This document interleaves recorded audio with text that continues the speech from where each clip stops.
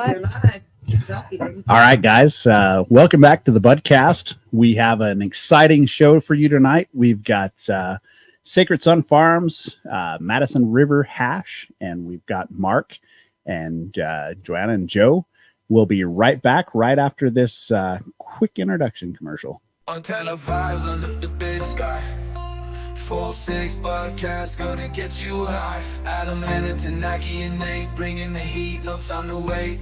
From the mountains to the plains, we're fucking up, break your chains. Every topic, every strain in this cannabis domain. 4-6 Budcast, let's celebrate. Rolling up, it's time to celebrate. Adam and Tanaki and Nate and Marcelo, we dominate. From the soul of the pillars, we're on the map. Lighting up the scene, ain't no cap. Hip-hop beats in the background as we drop knowledge profound. From CBD to THC, we're breaking down the chemistry in this podcast symphony. Come join our THC family. All right, welcome back, everybody. This is the 406 Budcast. We want to remind you, make sure you hit that like, follow, and share. We've got a great episode for you tonight, man. We've got the Living Soil Alliance. As always, we've got Nate across the board there. We've got Tanaki. We've got Michelle and Hannah behind the board. Daniel will be joining us shortly. I believe he's in the Taco Bell drive-thru right now. Shout out, Daniel, for bringing through the Taco Bell. Yep.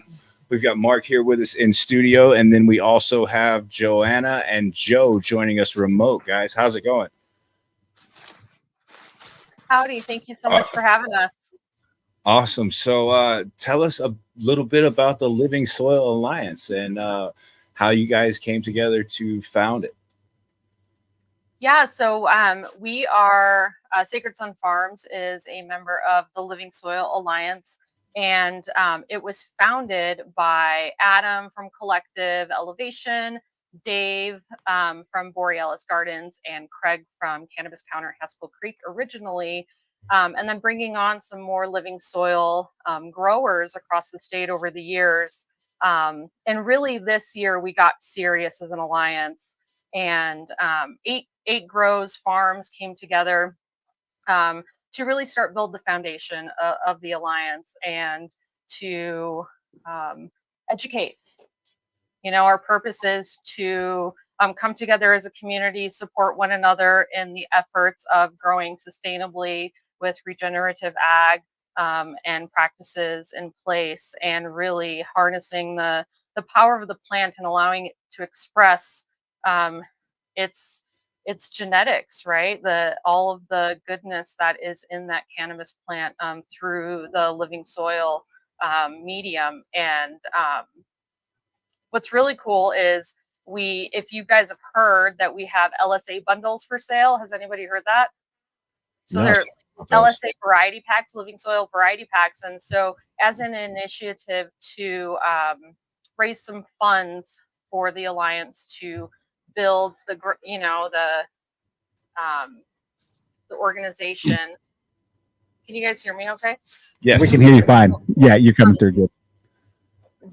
What we did is 8 farms was perfect because there are 8 eighths in an ounce. And so we created a variety pack, right? And so there's an eighth from each farm, and it was our best representation from a recent harvest. And those packs are actually for sale now in dispensaries across Montana, and proceeds are going back to the Living Soil Alliance.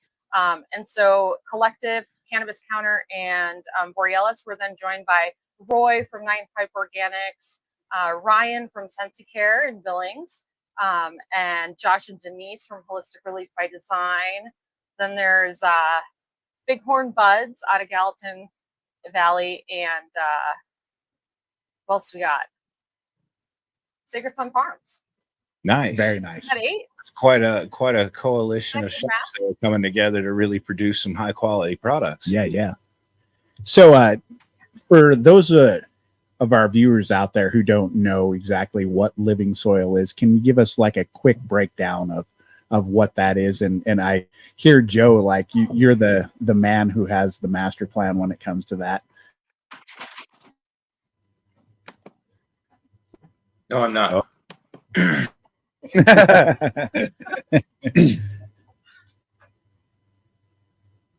Oh, it went mute. Oh, we you got you muted muted yourself. there, buddy. Oh. Oh, there it goes. There we go. Okay, here I'm back. All right. So, yeah, living soil is building of the natural minerals and organics into a soil through the cycle of a plant's life. Just making sure there's the proper nutrients and moisture to build this microbiome of life. And so then this feeds the plants. The plants get to choose, what kind of what nutrients they want, when, and how much of it. We're just trying to give them a big buffet, and then they get to eat anything they want. Yeah. So. Nice. Yeah. Sorry. No, that's but yeah, and then so maybe I pre-gamed a little too hard, maybe. Oh no, we totally understand the pregame, dude. The pregame is serious. And it's been a long day for all of us, and we appreciate you guys coming in late this evening and giving some information to our viewers and stuff. Mark has definitely helped us pregame, and we appreciate all of the products that you guys are making out there for sure. Right. Sacred Sun Farms and Madison River Hash Company, right? Yeah. The Living Soil Alliance. It's beautiful things that you got going on out there. So yeah, we got a couple of videos on that as well, man. Maybe we could jump in. We got the Sacred Sun, and then just some brief clips tonight, and things like that. But just to look over some Sacred Sun and then some Madison River Hash Company. Herbal sunshine heals your mind. Feel the vibe, you're bona fide. Sacred Sun's where dreams unwind. High above and so divine. I probably should have pieced those into a 2-piece, and just ran them consecutively, but I just did them as separate video. I wasn't sure which way to roll with it, but we also do have the Madison River. We'll jump in that one as well. Madison River hash on my mind. Sweet relaxation, just unwind. Find your rhythm, take your time. Madison grooves in every line. Chilling moments in the afternoon. Nature's calling, we can't come too soon. Under blue skies, watch the flowers bloom. Madison life on a breezy tune.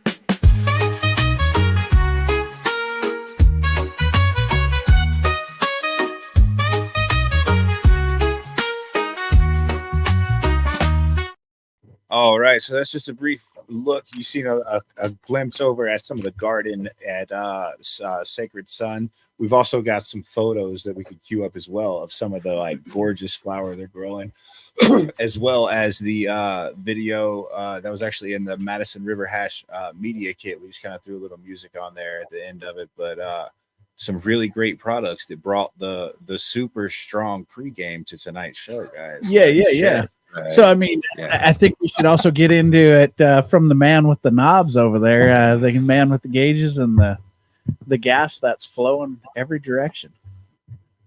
Well, so, Mark, you gave us a pretty good description earlier before the show about what you guys do over there, how your process is, without giving up all the secrets. Can you sort of give us a quick breakdown of how you come up with that beautiful golden stuff that we like to smoke over there? Yeah, it all starts with the flower. It all starts in the garden with what Joe does. The old adage holds true: fire in, fire out. If you grow good material, you're going to have good extracts as a result, and that's what we're all about at Madison River Hash Co. So Joe grows all of our flower in living soil at the farm, and all of it is extracted on site. And we do a variety of different products. I brought some fresh frozen in from the recent harvest here. That's some of the best. Fire. Yeah. Fire. Like we need to get like Fire. Beavis like queued up in a little sound clips just for occasions like this, and like just where it's like fire, fire, like Fire. yeah, fire. No, I mean those concentrates are great. I didn't get to try all of them, but I definitely smelled all of them, and they all have a different like terpene profile. Oh, Like sometimes you go to some dispensaries and all of their dabs smell the exact same. Mhm. Like, but all of yours smell completely different from each other, and I'm excited to work my way through them. Yeah, and I'm not totally sure what all that is. Some of it might be that it's just a complexity in the living soil that is absent in some of the other different methods of growing. So what Joe was starting to say before we showed those videos is he creates this living environment with like a lot of life that helps feed the plant, and he analyzes the soil and sends it off to a company called Logan Labs, and they give us results, and the results are analyzed, and then Joe does a bunch of math and decides exactly what to put back in the soil, and then we look again at the towards the end of the plant's life cycle to see what we gave the plant it ate. And recently, I mean this year, it seems like the plants have been eating everything, and I don't know too much about growing, but what Joe tells me is that is a really good thing. Yeah, and total as I was nutrient saying uptake. before, it's like good hash starts with good resin. Good resin comes from good flowers. And another thing that I think makes Sacred Sun stand apart, Sacred Sun and Madison River Hash Co. stand apart, is that we're grown under the sun in that living soil. The sun adds a different complexity to the plant that you don't just get from lights. Like everything that we do when we grow indoors is to mimic what's going on outdoors. And so I think maybe there's a hardiness that adds a different complexity or a robustness to our products. And I understand definitely what you're saying about how sometimes everything just kind of has that sprite or that flat, that same nose to it. And that could be a result of overfiltration. Like sometimes there's always a place and time for filtration. Like, Yeah. But when it's overdone, it can make all of the extracts kind of look and smell the same. I agree. Yeah. Yeah. And taste the same as well. Don't really have a whole lot of punch. We call them rice cakes. Yeah. So that's a Yeah, big or thing that we diet try to jams. avoid. We have the ability to do it at Sacred Sun Farms and Madison River Hash Co. But if at all possible, we try to avoid using. It's called color remediation. Yeah. It's a buzzword in the industry. Yeah. And it has a time and place. It can be done correctly, completely, and for sure. But I can tell you, it's a whole lot easier to run without it. Yeah. I just put one stainless steel filter at the bottom of the columns and go through that. And it turns out well. You're doing it really well. Yeah, very good. I don't know. Go ahead and get some close up. Let's see. Yeah. Melted strawberries. Yeah, I yeah. don't know how close I got it. There you go. There you go. The That's job that I took, and Right. holy moly. I mean, I'm sure you could Yeah. smell that through the camera, folks. Joe's gonna press that one. Like Damn next near. week. Hell yeah. Oh, Yeah. shit. Now that's some beautiful stuff. Right. That's the Chimera. This is all from this harvest this All year. just golden honey. Right And, there. like, This is some of Joe. Yeah. Joe, we bought some of Joe's product too. This is GM. We just smoked. You can see a lot of that. GMO's a hit around here, man. It's Yeah. straight funk in the house right now, but Yeah. this one's a heavy hitter. So yeah, that melted strawberries is a cross of GMO, and it did great. It did great as a BHO. We got like a 7.5% return, I think it was. So I'm really, really, really excited to see how it does as a solventless, which is not what I do. Joe does that. So Yeah. Nice. Yeah. Honestly. Well, mean, I think yeah. it takes a team to really do. Oh, I yeah. mean, like you say, he grows good stuff.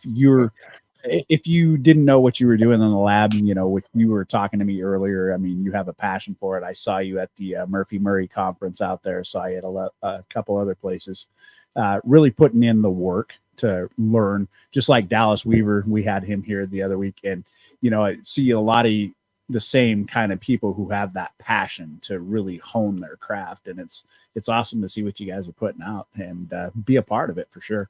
And we're glad you guys came on the show tonight. So I think one of the things I'd like to, ask Joanna is like, when you got into the marijuana journey, I mean, how did that start for you? And like, can you sort of like walk us through what led you up into getting to the Living Soil Alliance and a little bit of what you guys have gone through on your journey? Absolutely. So my background's actually in healthcare, and I moved to Montana in 2017 and met. It was a serendipitous, universal magnetism, I think, that brought me to Montana, but then also to Sacred Sun Farms. Founded in 2018, and I started bud tending while I was also working at Bozeman Deaconess, and got to know the co-founders and became a part of the core team, and then really made that transition fully from the healthcare realm, EMS, to cannabis and Sacred Sun Farms, and dedicated all of my time and switched career paths really. And it's been quite the journey. And that was during the medical days. And that's what really captured me. The patients, the card holders, the stories, the amazing therapeutic, life-changing effects that this plant has on lives, on communities, on turning, in so many different facets, from chronic illness to addiction to depression and mental health and everything in between, and then just enjoying life, right? And it had such a profound impact on me. And so I had the opportunity to continue to learn, and I learned and ate up everything that I could, researching. I'm reading so many research articles, and joined the MTCIA with Antoinette, and started, becoming a really big part, looking at legislation and helping with rulemaking. And it's just been quite a progressive journey. And you think about it's only been 6 years, but it feels like a lifetime. Yeah. It's been really neat. And I think you nailed it earlier, Nathan. It takes a team. It really does. And we have such an incredible team at Sacred Sun Farms. Every single person, right? Joe's the director of cultivation, and he's got a huge crew that he works with to make all the magic happen at the farm. Mark's got help in the lab, and we have phenomenal bud tenders, and it's just been really, really neat. There it is. No, we got you back. Yeah, we got you back. We lost you for just a second. And so really, my journey has been I've learned so many new life skills, met so many incredible people, and it's had this path has had this industry has had the most impact on me personally, becoming a consumer for medicinal reasons, and just getting to talk to people about breaking the stigma. Yeah. And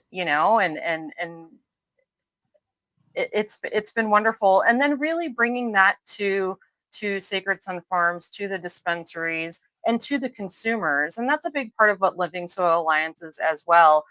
It's an initiative to educate bud tenders, and industry, folks, everybody in the industry, but also consumers. And through educating industry and bud tenders, we can educate more consumers and have a greater impact on our community. And so I'm really excited to see, the LSA launch, and we really hope to expand to 15 members. It's incredible. There's a huge Living Soil grow community, from small tier 1 grows, tier 2 grows. There's a lot of folks in Montana growing really good cannabis in soil. And, you guys touched on this with the concentrates. And Tanaka, you made a really good point about, the almost like the nuance in the flavor and the smell and the profile of every strain and the concentrate. I really think, Mark nailed it. It comes through from that in that grow environment where that plant is able to express all of those little nuanced characteristics. And so Living Soil look for Living Soil Alliance at events like HempFest, at the 420 party in Missoula. We hope to do 1 to 2 workshops. Adam opened up his farm at Collective Elevation. They Nice. did their 2nd annual farm tour earlier this month, and that was amazing. The Living Soil Alliance is working with Ted Hussey as well.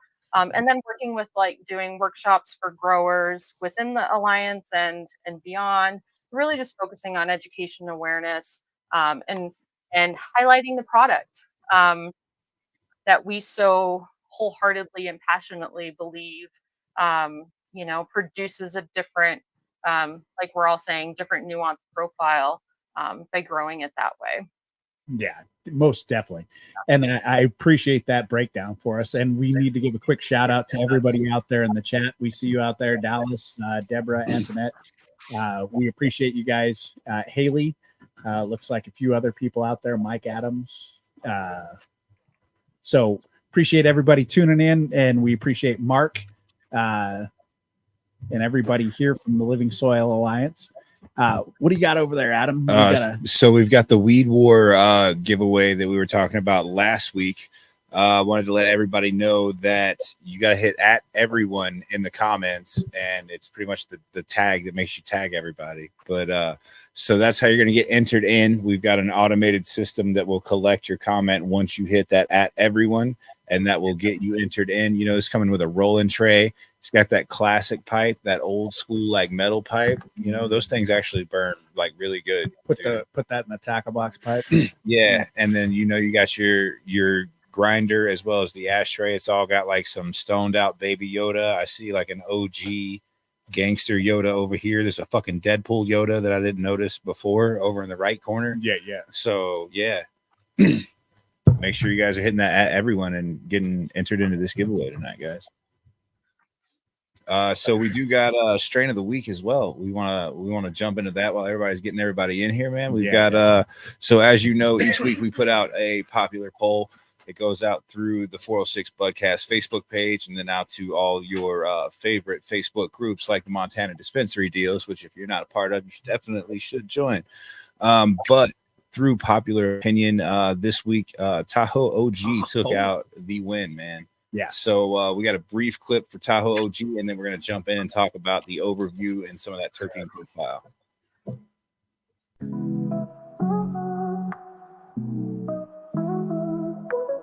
Riding high in the summer haze, dreams of golden blazing days, Tahoe nights and city lights, fading out till morning light.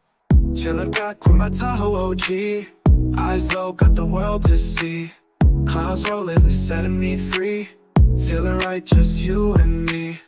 Tahoe dreams in the air tonight. Worlds collide into the starlight. Let it go, keep it tight. Living large, hearts ignite. All right, so we're back talking about that Tahoe OG. Just a brief overview. It is indica dominant strain known for its deeply relaxing effects, making it perfect for those seeking rest and relief from stress and pain. A descendant of the OG Kush, it's ideal for evening use. Supposedly, I will use that any time of day. Just saying, morning, noon, or night. It says it's popular for a smooth body and a heavy high kind of thing. I don't know how it's a smooth and heavy high, but hey, Tanaka, you want to go over that terpene profile? Yeah, so it's going to be pretty high in the limonene, which is a citrusy and mood boosting component, as well as myrcene and caryophyllene, with the myrcene giving a earthy and sedative qualities, and the caryophyllene giving a peppery and anti-inflammatory bit. Gonna keep the gout down, buddy. Keep the gout down. Keep the gout down. Don't want the gout. Fuck that. Want the gout. I've only heard about the gout, and it sounds like it's a pretty bad time, man. I don't know. So it's typically a fast acting, giving you that euphoric feeling. Yeah. That's what the report's saying down here. Gradually gives way to some heavy relaxation, easing muscle tension and stress.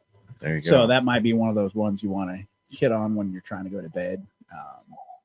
Get some of that Nital kind of Z. Shoot, that's stress relief right there. That's why it's the morning, noon, and night weed right there. Wake up. Oh man, stress. Mark, Smoke you said some you weed. guys you had some Tahoe OG over in your garden. There at Sacred Sun Farms. Yeah, we White Tahoe OG was a strain that we used to run a few years ago. It did pretty well to hash. Yeah, I liked it for sure. So, Joe, how was it to grow? Have you some good luck growing it? So Tahoe OG was pretty nice. It was a stretchy one.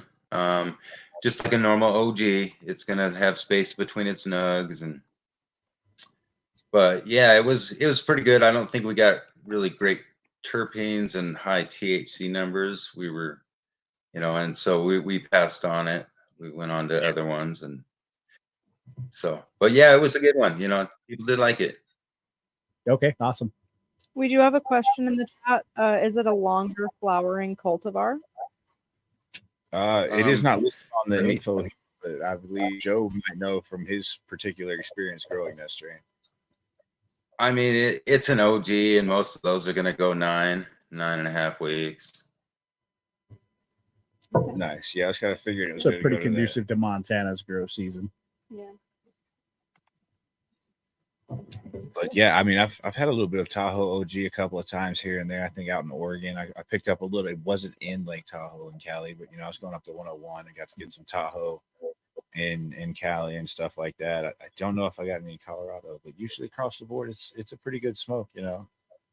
Definitely a pretty solid strain. Some things you get it here and there, it might be a little bit different, but Tahoe kind of remained across the board there. Yeah, we saw it at Linwood Farms down there. In where was that? Manitou, Colorado.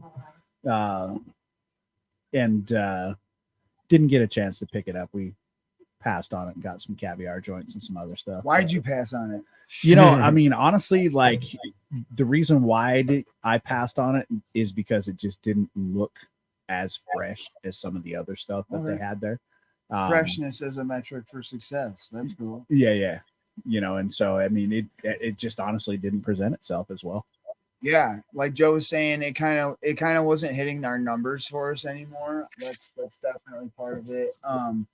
Also, we're finding in the market, stay competitive, you kind of have to like chase. I like to call chase hype. You have to chase what's fresh and what's new. Yeah. And we had run that strain, I think, for several years, and it's fun to chase all the new strains. It gets really exciting every year after year. You get to watch them for however long they grow over the summer and however long we plan for them to grow. Joe's starting already right now for next summer. It's pretty incredible how many months ahead he plans, and I feel like I'm always just kind of playing triage, like trying to pick up the pieces and like hey, this thing's seeded, can you run it? It's like, yeah, definitely, let's blast it. Like Right. I mean, I feel like you guys have got like exceptional talent in all aspects: grow, extraction, great strains, things like that. I feel like you guys could set the hype, like for real. You don't have, like, you could pick the strains and go with it and run with it, and it could be the hype that makes everybody else chase you. That's what we're doing. I mean, apparently we just did the Joe and one of the owners, Dustin, just did some of the picks for this year, and apparently I didn't see him at work today because all the clones landed, and Dustin had to tend to them and make sure they got in the ground well. I think. Nice. Not to give away too much, we're gonna run a few things like Super Boof. Okay. What were some of the other picks, Joe? So there was like Marshmallow OG, Cap Junkie. Those sound like some good A ones. couple other ones. You don't have to they're go. pretty good. Yeah. We don't have to put you under the gun there, but Yeah. just a couple of them. Before you know it, you're gonna see marshmallow popping up in a couple other places. I already Well, see it. then maybe we're gonna have to get that into our strain of the week there, and try to get some profile on that. Oh yeah, yeah, Yeah.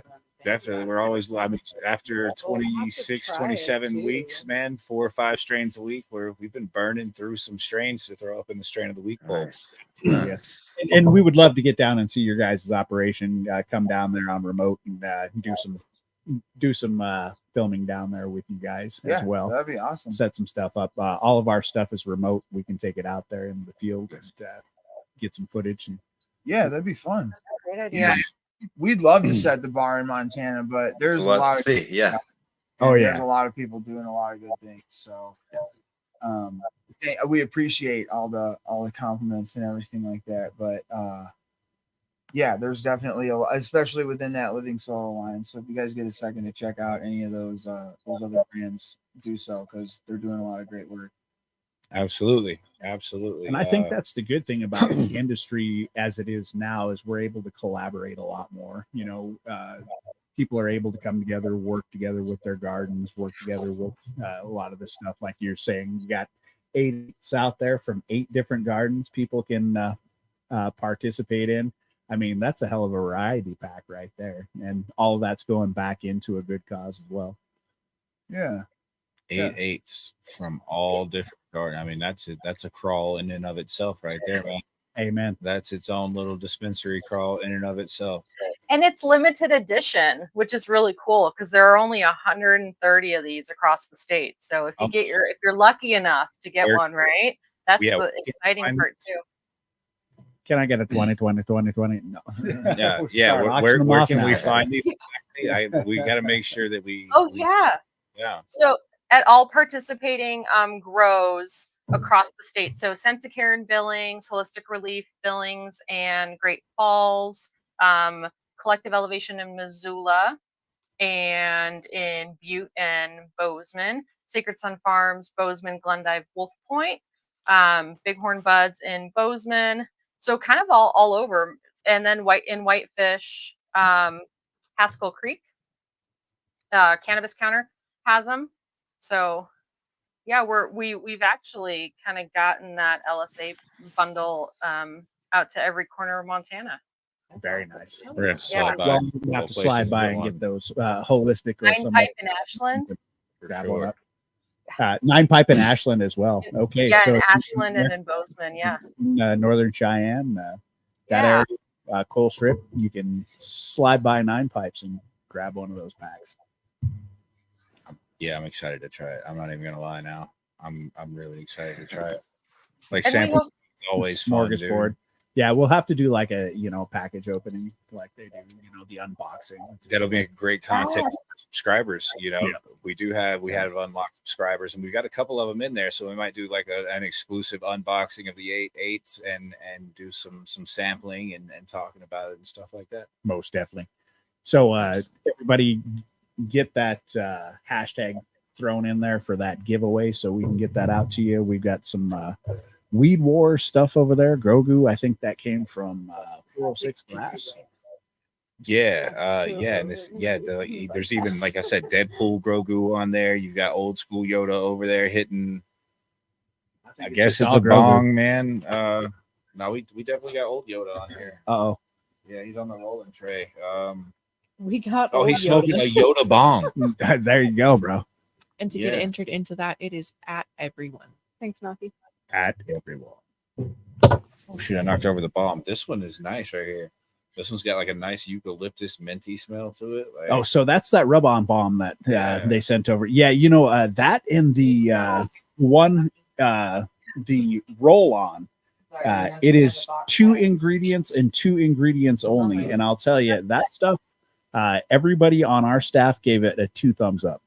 Yeah, this is part of another. These are other products of the Sacred Sun family of brands. It's called Radiant Relief, and we have a product called Meow Balm, and another product over there called Radiant Relief, which, like Nate was saying, is just 2 ingredients: the castor oil and our lovely 2-to-1 Pennywise flowers. So it's a 2-to-1 ratio of CBD to THC. So Okay. you get the anti-inflammatory benefits and some of the THC benefits as well. And then that one is kind of more of an oily kind of rub-on relief, and it cuts really deep with the castor oil. And then this radiant relief is more of like a, I don't know if you're gonna get that. It's more Like of a like tiger balm. yeah, it's like a tiger balm, but better Exactly. smelling. That's for sure. but better smelling. I like that one Yes. a lot. And And it's also made with that same Pennywise 2-1 oil. Yeah. Yeah, no, it's nice for sure. I put the other one on earlier. I believe that's the Meow Bomb over there, right? What are you talking about, Meow? roll on. Yeah, the roll on. I put that one on earlier, and I can definitely feel the relief. Been riding the motorcycle a lot lately, and just getting the cramping up and stuff like that. And it's had time to set in. I just tried that one out too, but Especially as that the one's weather Meow get Bomb. cool. Yeah, It gets a little bit cooler. but yeah, Yeah, no, for Joint pain. It's great. Like for when you get your feet out of your boots and they're just aching, you can just put some of that castor oil on and really deep and keep going. For nice. harvest season. After all the clip. After all the trimming. Yes. If your hands need a little rest. Make sure you guys are investing in those Tesla robots for harvest season. I'm just saying, Tesla robots for harvest season. I mean, if not for anything else, you'd be like, yo, we have to go trim all this weed right now, Tesla robot, Well, see, I don't know though. Like, I think part of what sets another thing that sets Sacred Sun Farms apart is like Joanna was saying, the team and how well it's all put together, and like the people make the place. Like, Yeah. we wouldn't be able to do it. Like everything is harvested by hand. It's all trimmed by hand. It's all walked down by hand. Every part of the process is very hands-on, because we found every time that you go and try to automate something, you see great lapses in quality. Like the quality goes down. Like if you use a trim, if we've tried it with a trim machine. We've only tried one iteration of it, but after we tried it and then run the extracts, like it was night and day. Like, Yeah. it usually comes out this way with minimal filtration, and then as soon as we ran it through a trim machine, it was like, we definitely need to scrub this, because Oh yeah, I get that it's for sure. The different now. difference between the hand and the machine. So is I night mean, and day. maybe a robot one day could be as precise as a human. I don't know. It definitely will not put that human. It's not going to care like a person does. Oh yeah, no, That's I'm for just sure. talking for trim jail in particular. For But trim if he doesn't jail. make it on trim jail, you can fuck him over to carrying buckets too. Be like, look, if you don't make it carrying buckets, Carry we're gonna water, bud. unplug your batteries, bro. So they're like carry the soil and the buckets and like chop. I hope Well, we get- trim. Are you talking about like taking down the plant, or the actual like trimming of the leaves? Maybe mean, both, yeah. like taking them down, trimming of the leaves, bucking them. Yeah. Doing all the stuff that we really don't like to do. But But I it's the think there's, most crucial, right? yeah, I agree. And we talk about that at Sacred Sun so much, is that like, to get that fire concentrate, it's how you harvest, how you dry, how you cure, how you treat that. Like from the minute it's cut, everything matters until it's put into the extractor, into that column, or into the jar sold as flour. So it's, man. I agree. We just had the hero of the day walk in though with Taco Bell. So yeah, that's why Adam jumped up so extensively. We agree here at 406 Organics.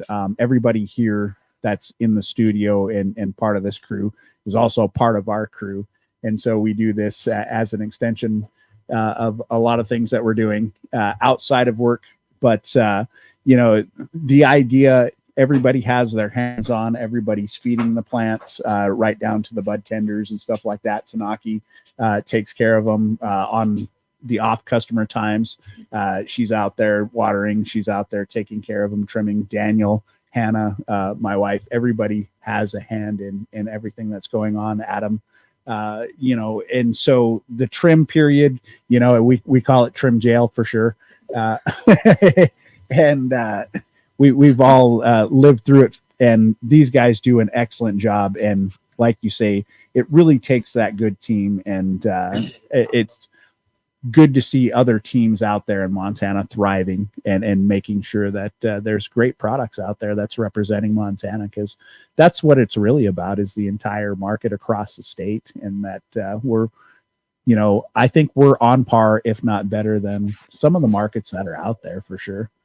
I got to say, while we're talking trim gel, I got to give a shout out, man. We went and me and Morgan went and trimmed some plants, helping Jim Pearson out in Absorki, and we showed up, man. There was charcuterie boards on the table with meats and cheeses. There was bowls full of candy.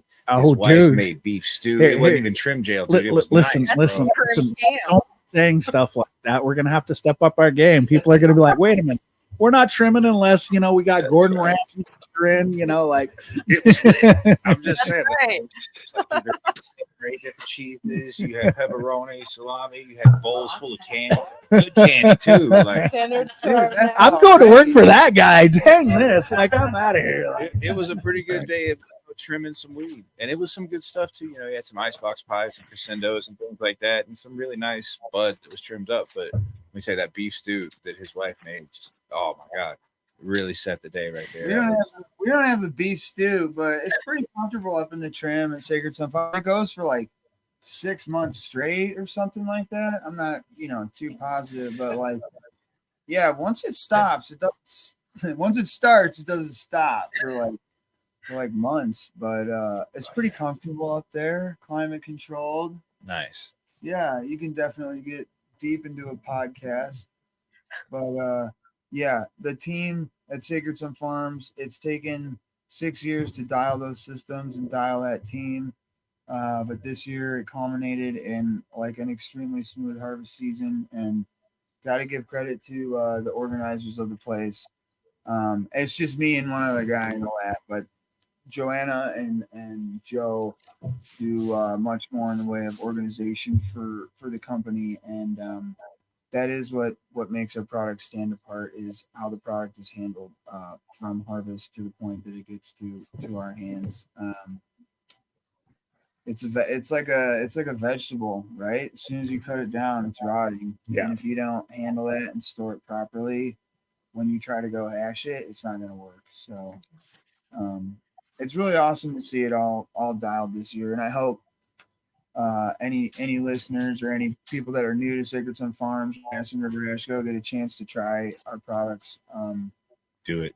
I certainly think that they stand apart. I wish we could Smell-o-vision, man. for you through the camera, Right. But, We need Wonka's smell-o-vision. Quite got there yet, but like a smell-o-vision and a smoke-o-vision. Yeah. Tune in and try this dab. This is Toker Vision.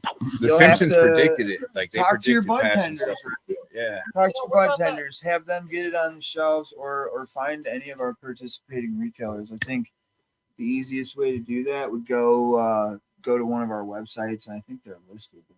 What if we did like a hot ones thing, like they do the different little kits you guys send out, and we send out kits to all the viewers and stuff that want to order them in Montana. You have to pick up your kits at participating retailers legally and all that good stuff. If the kits could go to and then, potential dispensaries, purchasers, that'd be amazing. And then we do like a smoke sample thing, and do that on like a subscribers thing, and dude.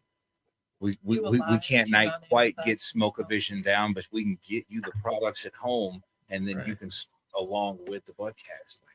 That's a great idea.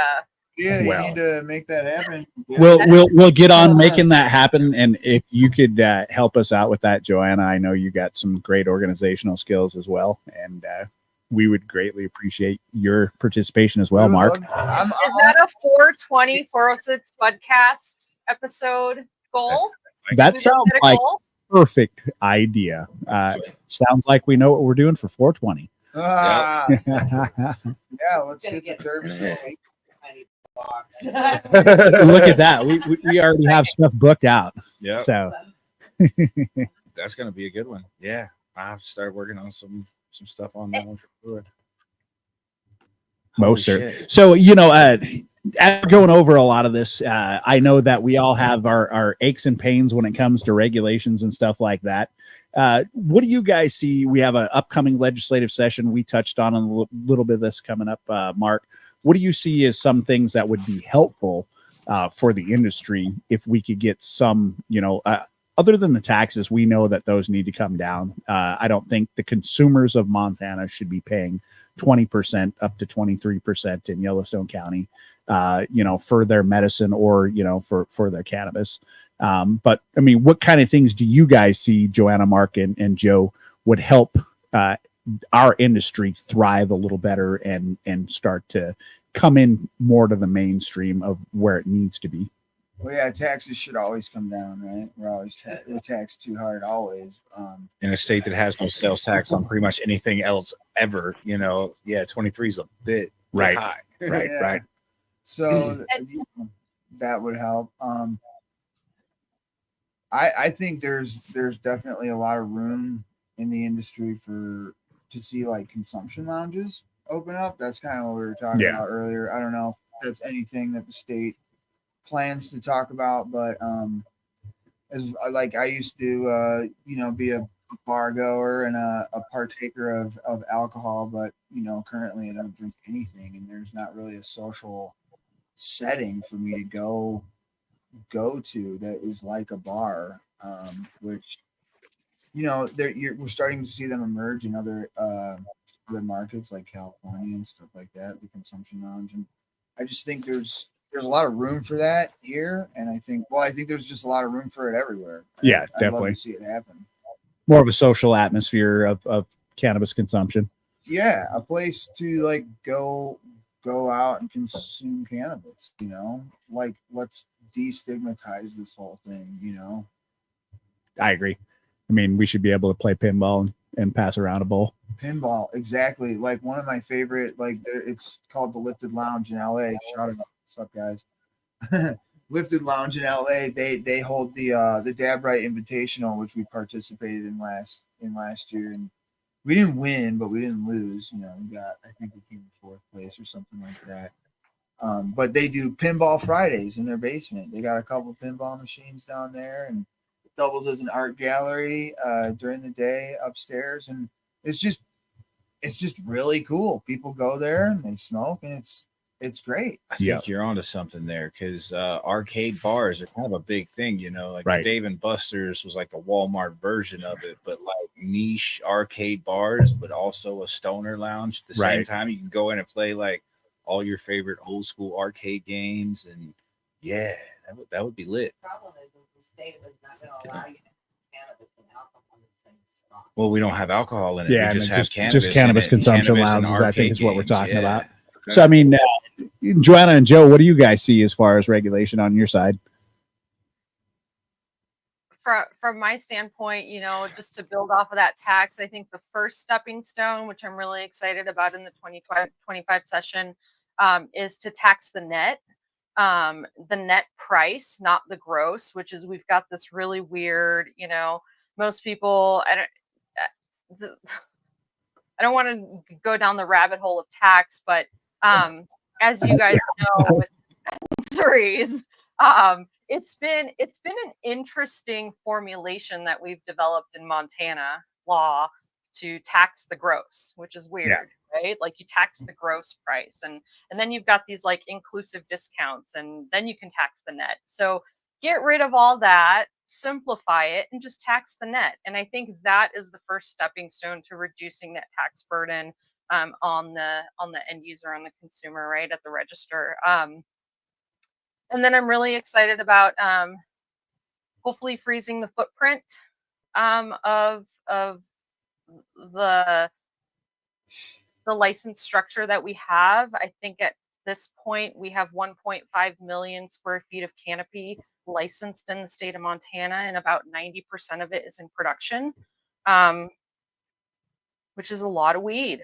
Yeah, that's so let's there's always a race to the bottom, and so a moratorium resolution would be just freezing the footprint where it's at, and let's continue to develop. I think we've done such great work with the transition from DPHHS. The CCD has done a good job with what they've got, and organizations like the MTCIA have really brought a lot of owners and operators to the table, actually, with the CCD and with the legislative body. And Nathan, that's thanks to you, because you organized that organization back in the day. Well, Right? I appreciate you giving me that shout out. Yeah, I was actually the founder, but as you say, it really takes a team. Kate was Kate Haleva. There was several people, Ed Doctor, Rob McCoy, quite a few people that were initial, board members. John Masterson, Charlie Brown, who actually ran Robert F. Kennedy's presidential campaign, was part of our. Fucking Brown. Charlie Brown was on my board, bro. Charlie Brown on my board. So I mean, we had some great mastermind kind of people in cannabis, and they were really influential in getting a lot of policy going. And we were Elizabeth Pincolini out there with Vibe Marketing and Events and Alternative Wellness. Definitely got to give her a shout out. Mort Reed, several others. We were able to come together quickly when they were trying to get rid of cannabis in Montana, raise initial $117,000 in about 3 days. I went on a whirlwind trip around Montana. Everybody said raise $5,000, and then we hired the Getz law firm, and that was the kickoff of it. And then we also had an army of people, including Joanna and several other people out there, that gathered signatures and did a lot of different initiatives throughout the years to really keep cannabis here in Montana. It's been sort of a dogfight in Montana, and I don't think a lot of people realize that. Most people rolled out their cannabis markets and it was fairly smooth. There was a little bit of fight with the legislature here and there, but there wasn't a constant total attempt at repealing and banning at every legislative session. Fortunately, in Montana, we only have a legislative session every 2 years and for 90 days. So I think our founding fathers were onto something there. Don't let government get too far out of control. Hell yeah. Right. Go ahead, Joanna. And sorry to interrupt you, Nathan, but this year actually marks 20 years of legal marijuana in Montana. 20 which years. is wild. That's incredible. 2 decades. So the MTCI is actually doing an initiative, and this is a little plug. On election day, you get 20% off or $20 off if you spend $100 or more at participating dispensaries. And we've got a list of them across the state. We'll be doing like a marketing campaign for that, just to get the word out. But that's 20 years of legal cannabis in Montana, which is incredible. What a journey. It's been a hell of a ride, that's for sure. You can certainly include us in on that list for sure, and let us know what we need to do to participate in that, and also the other Perfect giveaways are, what we're talking about, the samplings for 420. Yeah. So, yeah. And we'll try to develop some more details on that and get that out there to everybody. But the sort of the hot box sampling. What are we going to try to call that? Let's get I together like the and hot smoke. box, Yeah. dude. I like Yeah. I like that you came up with it right there. The hot box instead of the hot ones. We've got the hot box, and we'll get those put together. Fuck. I mean, it's just in the brainstorm right now. We pregame really hard, guys. A little bit for everyone. Include like edibles, some flowers, some concentrate. Absolutely, yes. Yeah. and we can tell you, from firsthand effect, the Sacred Sun Farms live resonant rosin, all of it is on point tonight for sure. Let's see how after you guys sample it, how your weeded words work. What is it? That melted yeah. strawberry? Incredible. Strawberry, yeah. So we It's the height. News of the we want to giveaway. remind everybody we are going to be giving away the Weed War pack with the pipe, rolling tray, ashtray, grinder, the whole nine's right there. You're going to want to be hitting that at everyone in the chat. And then here, right after News with Nate, we're going to be giving that away, guys. So let's take a look over at that clip and we'll jump into it. Nice. Nice. Cannabis updates fresh and real. Tune in with Nate, it's the big deal. Cannabis news with Nate, let's go. Every story makes you glow. Stay informed, don't be late. Cannabis news with Nate. All right, guys, we're back with the news. So real quick, we got the federal weed shuffle going on out there with the reclassification of cannabis to Schedule 3. The Department of Justice is making some serious moves to reclassify marijuana to a Schedule 3 substance. On Thursday, according to CBS News, it looks like they're basically taking that sort of like, yeah, I didn't want to take you to the prom to now we might be able to talk to each other kind of approach. So they're going to drop it down to Schedule 3. That's according to the Department of Justice.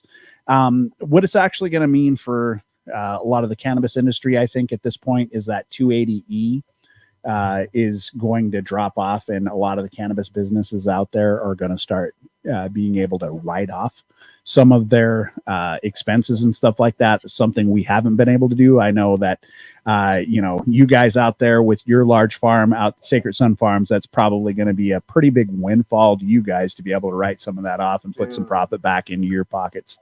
That'd be all right. Gosh, do we get hit, don't we? Yeah. Crazy how a $60 billion value in an industry can get you in the running for prom queen there, I mean, it takes a lot of money to get in the door when it comes to politics. Tell me about it, man. Fuck the government. I mean, but with the ability to write that off, I think it puts us more into that legitimate business bracket where we need to be. I think it also signals that we have an acceptance sort of throughout the United States that cannabis is not going to go away. It's not going to be treated, like a drug that's more dangerous than fentanyl. And that was somewhat of the Justice Department's stance, is they were like, look, we cannot stand by this legal definition anymore. We know that it has medical values to it. We know that it isn't as addictive as some of this stuff, and we certainly don't think it has a higher value than fentanyl. So we'll classify it more to the ketamine value and sort of an ibuprofen. Doesn't totally legalize it. It doesn't totally on a federal level give us the ability to grow it, but I think it really relieves a lot of pressure and allows the IRS to get rid of that 280 exclusion that we've been under. I find it hard for them to be like, yeah, it's as bad as fentanyl, because I mean, nobody ever looked at a bag of weed and died, and I'm pretty sure there's a couple of people that just pretty much saw a bag of fentanyl and died. So yeah, absolutely, bro. Like, I mean, that's poison. Speaking of 280, though, so the CPAs, according to MJ Business Daily, the CPAs are hitting the Treasury and the IRS to actually drop the 280 exclusion for cannabis businesses. They're tired of actually working with cannabis businesses, seeing us excluded. They feel that it's pretty unfair. So they're starting to put some hardcore pressure on the federal government. And I think that's where a lot of this is coming from. The banks, the CPAs, you got a lot of professional businesses who are now getting involved in the cannabis world. And so with that, you're going to see a lot of people that, start putting that outward pressure on their politicians and start talking to their neighbors to put that outward pressure. And I think that's going to be a really good thing for the cannabis, industry moving forward. And we're going to have to stay on top of that as businesses moving forward as well, because I think it's going to have a dynamic play in how we do our day-to-day lives. So, sorry, go ahead. Sorry, just to build off of that and to be recognized as business professionals, right? Not just like some hippy dippy pot growers. Yeah, I mean, if we can contribute this much taxes to our state economies, I think we should be considered just like any other business out there that's contributing taxes and taking care of what we need to take care of. Exactly. It's about time. Yeah, there's 500,000 people in America that are employed in the cannabis industry. You have to think about that. That's huge. Yeah, that's a pretty big employment sector for sure. And I think, going to have to take a lot more of that into value moving forward as to how we're doing, some of these employee drives and stuff like that, and what people can get into and how they're going to transfer into different industries, because like Joe was talking about, a lot of the stuff that he does could go into the refinery industry or all kinds of other stuff. And so, I mean, being able to know how to deal with these gases, these pressures, these valves and stuff like that plays a really big, cross section in how we can train our, employee forces going forward in the United States. That's very true. 5,000, I think. 5,000 employees in Montana. Sorry, Joe. Yeah, no, you're good. And so I never got to speak on it, but man, I really have to thank the team here. We built quite the company, and I'm just I look good because the employees and the teams work so hard, and that's how it comes out in our product. I just want to make sure that I say that, because it is so important. The teams, the heart they put into the company, and it shows. So, Yeah. and I think that it's great for us and our companies to be lined up with all the living soil companies, because they're all great and they really strive to be the best. Absolutely, yes. Well, real quickly, Maine's lab meltdown. So up in Maine, things are getting a little too breaking bad for comfort. According to the MJ Business Daily, cannabis testing labs are facing irregularities that have triggered massive recalls. So there's some serious irregularities going on within their testing. So there's a big discrepancy as to whether or not to trust the testing labs, what's coming out of them. And we've heard this from other states as well, where this is going. Yeah. And I don't so, hardly trust them very much. So, I mean, how can a consumer, at the end of the day, trust that they have, I don't think something really quality? I mean, maybe they can trust that, like, it didn't fail for having, the microbiologics or any of that stuff. But as far as potency goes, I don't even know. Like, I don't want to, without speaking on it too much, it's like, because I don't want to put anybody in any positions. It's like, there are 2 labs in Montana, right? Unless I'm missing one. And I've gotten varying results from, on the same product tested by both labs. And it just doesn't seem that there should be that degree of a discrepancy in the results. And definitely.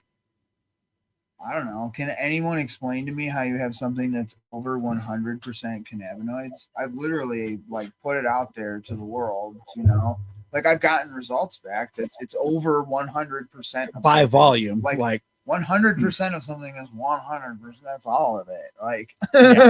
I can't have you have no room for any kind of vegetative matter whatsoever. So I just don't understand. Some of it maybe is it's like maybe I'm not informed enough, which I'd love to be. If anybody wants to maybe come on this podcast and talk about it, definitely. But yeah, I don't. It's hard for me to trust the labs based on some of the things that I've seen. They're all great people that work at the labs. A lot of them are friends. I just saw one of them at our dispensary before I came out here. I really like all the people at the labs. I don't know where the shortcoming is. It could be in the equipment. It could be, all kinds of different things, just a simple malfunction is something that I've thought of before too. Cause we sent off a bunch of results one time or a bunch of samples one time, and they all came back resulted like limonene. And we were like was the dominant terpene across the board. Yeah. And come to find a lot of them were dominant in limonene, but not all of them. And we were like, why? This shouldn't be. And it led me to question maybe what are they cleaning with? Yeah. You know what I mean? Because in my lab, I use limonene as a cleaner, but I know you have to clean that off. If I clean anything with limonene, I clean it off again with ethanol or methanol, and then again with ethanol, and then maybe again with acetone. Yeah. Just because it really sticks on hard, but it really like dissolves like, and cannabis is an oil, and limonene is an oil-based cleaner. So it's really good at getting cannabis off of things. Right. But it also then stays on things. So I don't like to use it, but it got me wondering, like, I wonder if maybe they're using limonene to clean, but because it could skew the results. But yeah, so I don't know. Well, what do you think about people like adding the terpenes and spraying them on to their products and stuff like that? I mean, you hear a lot of stuff like that that's going on. Yeah, and I'm going to do another shout out here to Jay Wood in Oklahoma. Jay Wood, bro, he's making BHO great again, and that's what we're trying to do at Sacred Sun Farms in Madison River Hash Co. We would never spray anything or add anything that's not cannabis into any of our products. It's just not what we believe in. We're not sure how any of those added sprays are made, what their residual solvents are, what the solvents were used to extract it in the first place. I mean, I don't know even if there is a good place for that in our industry. It's like, why does anybody feel the need to add botanical terps to a cannabis product? It's like, it's weed. Just smoke weed, man. Like, you don't need to smoke bubblegum, floofy, whatever. They can't grow enough.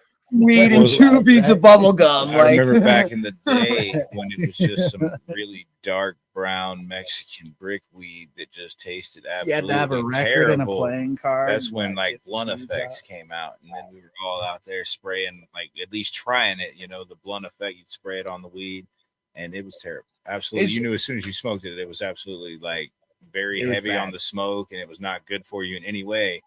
But I think that, and like when like how we evolved with like blunt wraps were a really big thing, and then everyone was like looking for those flavorful blunt wraps and this, that, and the third. So flavor and weed kind of got combined together, and everybody's looking for that fruity stuff. So let's do it. Let's do it with weed, right? You had that. We brought that Madison River Hash Co. cart pot out. It was blueberry. It tastes like blueberry, right? Yeah. We didn't add anything to that, and it tastes like blueberry. It's like, do better, everyone. Using just the actual do better. Oh no, I'm a believer in using the actual, like the HTE pulled from the cannabis compared to bringing in the extras and going by a recipe that says this is blueberry. Because I follow that. I'm like, yo, you can say that, but I've had grape, and then I've had artificial grape candy, and I've had it with cherry as well. It's not the same as the original OG flavor of what it was. Yeah, and if we're calling this plant a medicine, which that's what I like to do, because my history is I come to this whole thing as being a patient first. Like, I had Lyme disease real bad. Like, I caught Lyme disease, and they think I got it when I was like 12 years old, and I fought it for the better part of like 2 decades, and it put me in a wheelchair. I had Bell's palsy. I was cross-eyed. I was on every pain and anxiety medication that they made, and cannabis ultimately pulled me out of it, and it, as a result of getting better, I wanted to help other people get better. And when you really go into researching what goes into making all those additives or sprays, or what goes on your blunt wrap, or if we really want to get into it, natural flavors in our food, go ahead and look up what the definition of that is and how they're made, or canola oil.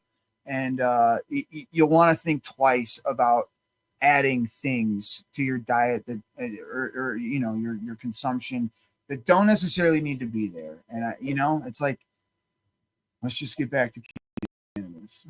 Sorry, that's my. But Taco Bell gets an exception to that, right? Like, I know that's completely. Sometimes you gotta go hard. Sometimes you gotta go hard. But then bring it back. Have a smoothie, tomorrow morning. Balance it out. Yeah. So picture this stuff though, real quickly. Martha's Vineyard. I mean, the home of Barack Obama and those people. Oh yeah. They literally ran out of weed. Like all. Well, yeah, that's because they can't grow it over there. Right. They have to have it like shipped over. It's really bizarre. And then there were rules against it because of the federal regulations. I could have swore our first president made a rule at Martha's Vineyard where you had to grow weed. According to NBC News, like they sent it all the way up the chain. They're like, hey, we're out of weed. Please send weed to Martha's Vineyard. We got to launch an investigation to why we're violating the first rule of law at Martha's Vineyard, which was grow weed. He was like, we got to grow it. I mean, George grew it there. Like, Support your black markets. No, it is historically required to be accurate in a historical district. And, you know, you can't change the curtains. You can't change the floor, the paint. You got to keep the same curtains. And you just have start to grow growing weed hemp. on the back 40 because that's what George did. I mean, I think he was growing hemp. I mean, let's not split hairs. Come on now. Like, let's go ahead and say weed. Like, the shutter's got to stay the exact same beige, but the hem can be weed. Well, I'll tell you, the one thing about weed, I think we're getting past our hour mark here. And I know that we probably need to get to that giveaway real quick. Oh, shoot. Yes, we do. So everybody that smashed that at everyone, I believe we've got a few entries in there. I can't quite see how many we've got, but Mr. we are Burns going out to there. be rolling it. Looks like Jenny. You'll have to click back there in the over chat. with it up and then hit the draw. Yep, there we go. Oh, it's rolling. If it lands on us, we go again. Come on, Ginger. I'm rooting for Ginger. I don't know why. Haley. Debbie Pot. Let's go. Congratulations, Debbie. Woohoo! She got that Grogu set going on out there. Got the lighter. Got the old school pipe that you can throw in the tackle box of the glove box. Oh, Debbie, I wish we could throw some of the hash in there too, but Yeah, for legal reasons, that is For legal not reasons, we allowed. cannot. we will not. Yeah. And for legal reasons, we have to say that all of this that is going on tonight is for educational purposes only, and this is not for marketing or sale. And Debbie, if you want to get a hold of the Budcast crew, either on Facebook or whatever platform works best for you, we'll get in touch with you and get this sent your way. Nice. Debbie wants that hash. She said, hide it. He wants that. I don't blame her. I don't blame her one bit. It's fire hash. Nate wants that hash. Right. That hash. Debbie, you know, we'll try to get you some information about that sample pack as well, so you can join us for 420. So let's hit the Sacred Son and Madison videos one more time before we close out. All right. Most definitely, and then we'll say goodbye to our guests right after this quick video. Herbal sunshine heals your mind. Feel the vibe, you're bonafide. Sacred suns where dreams unwind. High above and so divine. Madison River hash on my mind. Sweet relaxation, just unwind. Find your rhythm, take your time. Madison grooves in every line. Chilling moments in the afternoon. Nature's calling, we can't come too soon. Under blue skies, watch the flowers bloom. Madison life on a breezy tune.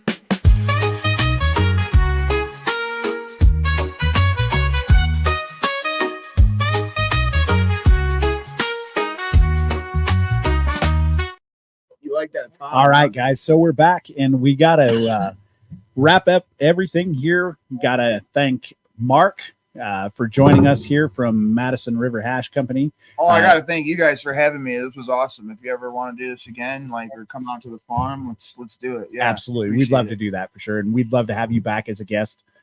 Joanna, you and Joe as well out there, Sacred Sun Farms, Living Soil Alliance. We can't thank you guys enough for joining us here tonight. I know it's a little bit late, but we appreciate everybody out there. For the entire crew out here, we appreciate all our viewers. Make sure you like, subscribe, and follow, and stay tuned in and stay lifted, folks.